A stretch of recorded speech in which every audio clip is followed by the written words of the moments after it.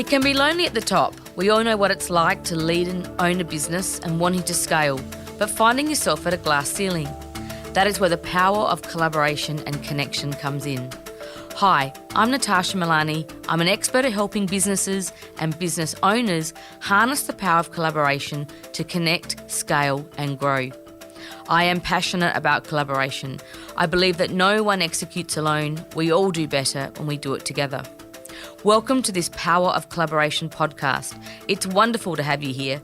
I hope you get the inspiration and information you need to harness the power of collaboration to break through your glass ceilings.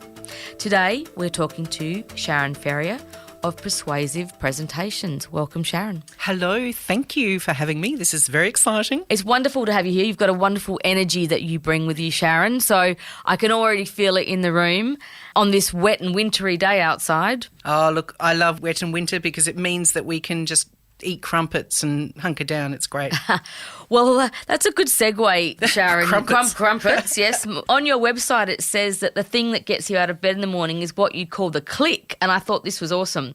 It's the sound you hear when someone you are speaking to finally gets it. I want to flesh out a little bit more today about your expertise in presentations and networking. For me, collaboration is about trust. It's about relationships, networking, collaboration, camaraderie, and I'm sure you've got some great tips for us. So let's just start with getting a bit of background on Sharon. A bit of background. Okay, well, look, this is interesting because on my website I say, here's what I think, and I say if you want to read my formal bio, go to LinkedIn, you can read it all about there. But I want to rewrite my bio and say, actually, I don't do anything, but my clients do great stuff. So I help empower people to be persuasive communicators, and that's pretty much it. And I've been doing it for 20 years now, and I really love it. And that click that I talked about is when you have somebody that is lacking confidence and they don't know how to express this, how to move people to action, and then it all falls into place and you see them light up, and I love doing that. But when it comes to the networking side of things, it's people buy from people that they like, know and trust. And this is a very old idiom that's been around for ages, but it's so true that we buy from people buy from people that they like, know and trust. And I believe we sell three things. We sell our organisation, we sell a product or service, and most importantly, we sell ourselves. And that's where networking is. And none of us are islands. We can't achieve anything by ourselves. We do need to collaborate and work with other people. Yeah, it's so true. And relationships, and you talk about the fact that we sell ourselves, and that takes a bit of confidence, a bit of self-confidence. Yeah. So can we just touch on that? Because I think collaboration does require us to believe in ourselves. Oh, absolutely. And the older I get, and I'm sounding like such a mum now, but the older I get, the more I realise that we all have our own superpowers. And it's interesting because I was working with some researchers just this week actually, and they were going, oh, but I'm not an expert. And I'm going, well, yes, you are. You've got expert knowledge in this area. You're not an expert in everything. None of us. There's only one person that's an expert in everything, and that's Suri. But the rest of us, we're experts in a particular field. So when I look at businesses, the arrogant person says, yes, I'm going to do it all, be it all, and whereas the smart person goes, you know what, here's my area of expertise. This is my superpower, and I need to pull other people together. And Richard Branson was famous for saying, I'm dyslexic. I'm never going to get my head around this bit here, but I have people that I trust that I can work with that will help me fill in those gaps. And this is where diversity comes in. This is where really knowing who you are and what you bring to the table and saying, you know what, this is me. This is my superpower. And I believe we've all got them. You know, a lot of people go, oh, but I don't have qualifications or I don't have a degree. No, but you're the person to do this bit here. I totally agree. And it's vulnerability, which is a key word, I think, in the SA leaders language, and authenticity. And I asked myself, what is my expertise? And it came down to, after reading The Tipping Point from Malcolm Gladwell, what a great book. Yep. I decided that I was a connector and I was passionate about it, because passion is also an important element. So what would you say to someone, Sharon, who is out there thinking, what's my expertise? What's my passion. And how do they share that or communicate that with others? Yeah, good question. And people sometimes struggle with this. And I say to them, okay, so what do people come to you for? What do people go, that's Natasha. Natasha is that person that does this. What do people come to you for? What do you do that other people kind of go, oh my God, that's so hard. And you go, it's nothing, it's easy. I had a person once I met and they wrote tenders and that was their superpower. And she goes, oh, but they're easy to write. And I'm going, no, they're not. You know, people stress over tenders. And this is something that you can offer that other people will pay for, but also value you in that area because it's your superpower. And it may be connecting, it may be skills that's associated with your area of education or research. It may be the fact that you've lived in 7 different countries, so you're particularly good. And I know people like that you can drop them in a foreign country. They don't know the language. Even without the help of the internet, they can make connections, make friends, get stuff done. So I think a bit of personal reflection, and I encourage people to do a SWOT analysis. And we do SWOT analysis with businesses, but it's really worthwhile to do it with yourself and to look at your strengths. And personal strengths open you up then to opportunities. The weaknesses that you have, they make you open or vulnerable to threats. Now, we don't need to work on every single weakness we have. Some of those weaknesses we can say, you know what, this is not my area of expertise. I really don't like it. I'm going to outsource that bit. And I think that's okay. Some weaknesses are non-negotiable. Some weaknesses we need to build up into maybe not a strength, but at least be competent in that area. But I feel the strengths, those are our superpowers. And you mentioned passion as well.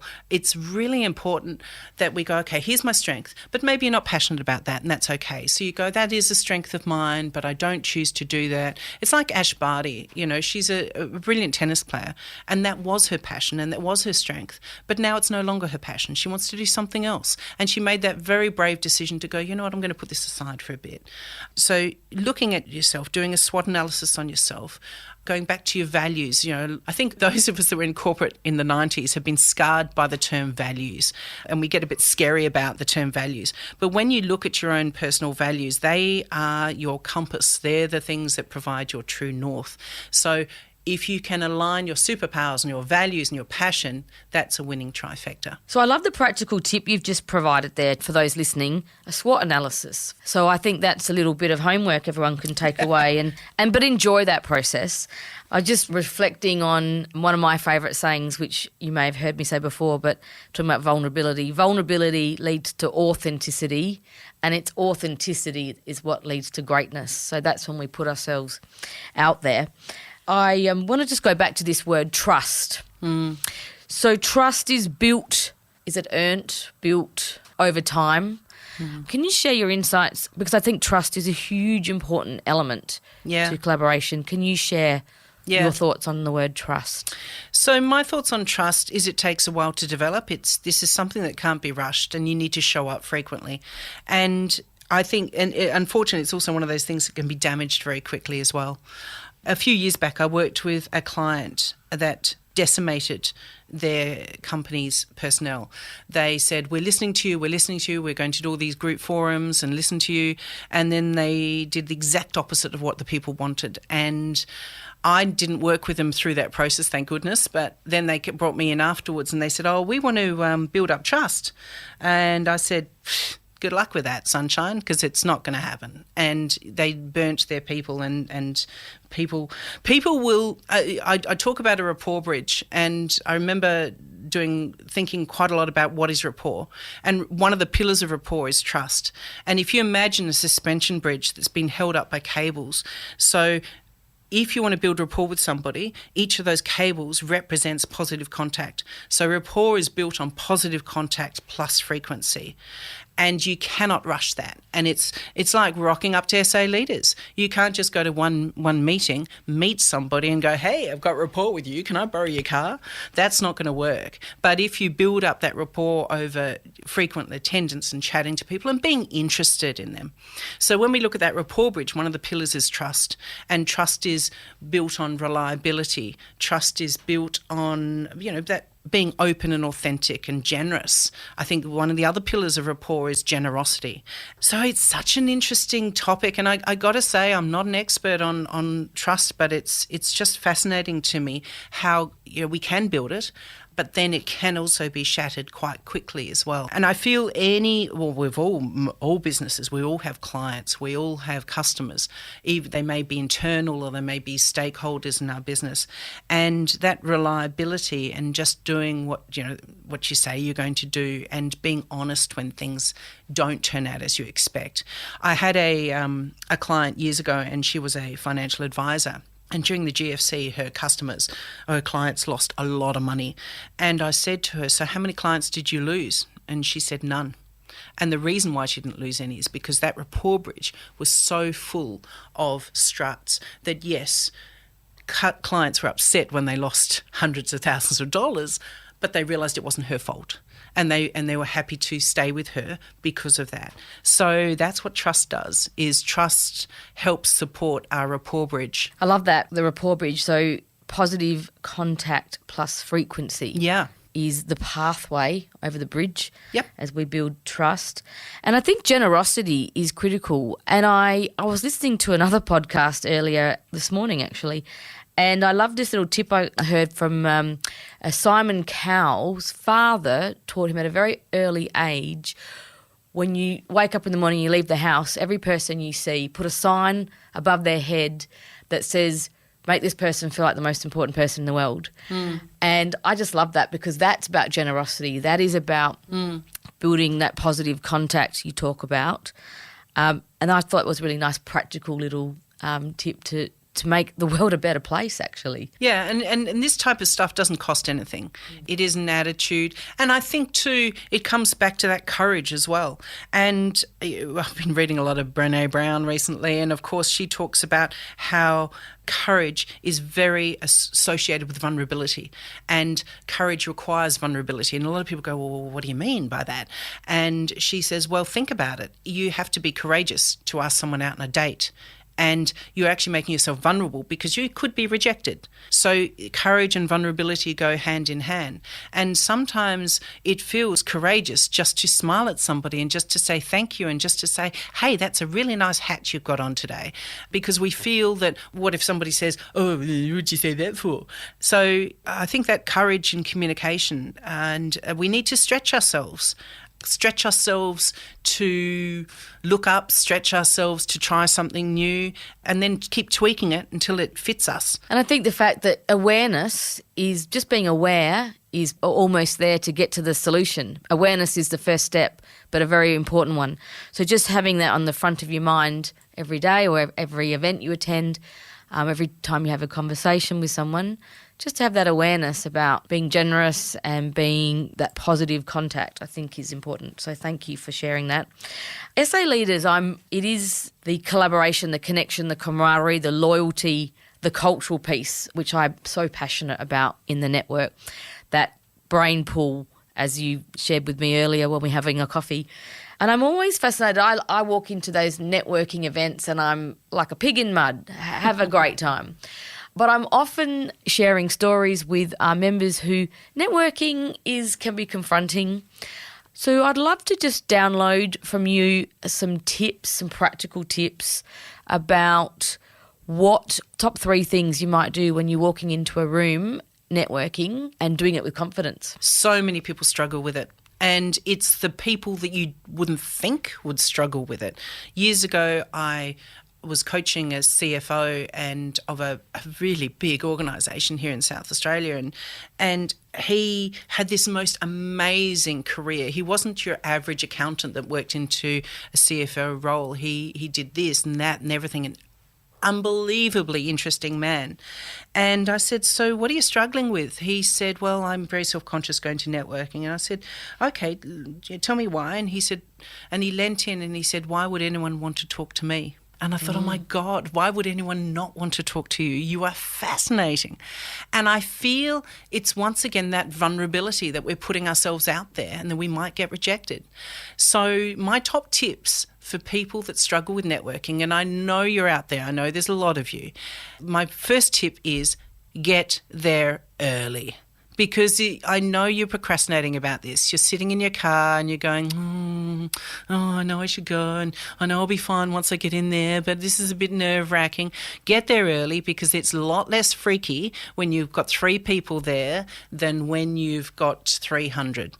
My second top tip is power up. There's a lot of research now that shows that our psychology is linked with our physiology. So if you're crouched in your car over your phone, step out of the car, pretend you've got a bad back, put your hands on your hips and do some big power pose stretches. So Amy Cuddy's got, if you haven't watched her video on TED Talk, I highly recommend it. Amy Cuddy, How Our Psychology is Affected by Our Physiology. So power up. Get there early. The third thing is have a bit of small talk, icebreakers. My favourite icebreaker is, because I'm often going to functions by myself, so my favourite icebreaker is, hey, I'm new here, I don't know anyone, so I thought I'd come and say hello. That's it. And so far, I've yet to have someone go, I don't want to talk to you. Look, it might happen, but it hasn't happened yet. Or you may find a couple of people that are not in an intense conversation. You can rescue a wallflower, go up to them and say, hey, I don't know any here. Let's have a chat and let's walk around together. And the third thing is get curious. Ask questions. So what brought you here today? Oh, what did you think about the speaker? And what about this? And what do you like about that? So small talk could be the speaker, the venue. The food's always a good one. Maybe something in common. If they're wearing fabulous socks, you talk about their socks. And whenever I'm interstate and I'm going to a conference, I always read the daily paper to make sure that I know what's on the headlines and I can say, wow, did you hear about this? And have those little icebreakers. And then lastly, make sure that you know how to answer that question, so what do you do? And there's 3 parts to this. The first part is your title, what is it you do, something that we can connect with. The second part is your passion piece, why you do it. And the third, if you can, make it relevant to them. So I remember meeting an accountant once and I said, so what line of work are you in? She goes, I'm just an accountant. And I got to tell you, Natasha, that something inside of me died because I thought I don't want to speak to just an accountant.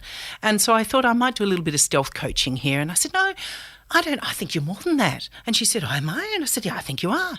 And I said, what type of accounting do you do? And she said, I do tax accounting. I said, but this is really good. And she said, why? I said, because there's only 2 things that's relevant to everyone, and that's death and taxes, and you've got one of them. And she said, okay then. And I said, are you any good at it? And she goes, I am. I said, how come? She said, well, just the other day I got a client an extra $1,000 in their tax return that they weren't expecting. And I thought to myself, oh my God, this is a woman I need to speak with now. So her grab turned into, I'm just an accountant, to I'm an accountant, my name's Sue, I'm an accountant with H&R Block, and my superpower is I can take that box of receipts that's shoved under your bed, process it all, and get a tax return into your account within 7 working days. Just last week, I got a client an extra $1,000 they weren't expecting. So that's this is me, this is what I do, here's my passion piece, and here's how it's relevant to you. So, think of your grab. I call it the grab because you've got 10 seconds really to get across what it is you do. So think of your grab before you go to a networking event. And put on your Superman or Superwoman undies. I know it's tough, but it will get easier the more you do. And if all of that fails, just think, what would Sharon do? Fantastic. Thank you. And like I said, I love the energy that comes with Sharon. So I really appreciate you sharing your tips and insights today. At SA Leaders, we are all about collaboration and community. If you're curious to know more about how we help businesses and leaders just like you scale and grow beyond their glass ceilings, then visit our website at www.saleaders.com.au. And please don't forget to subscribe, share this podcast with your network, and write a review if you really enjoyed it. This has been an Audiosity production. I'm Natasha Milani. I look forward to chatting with you next time. Happy connecting.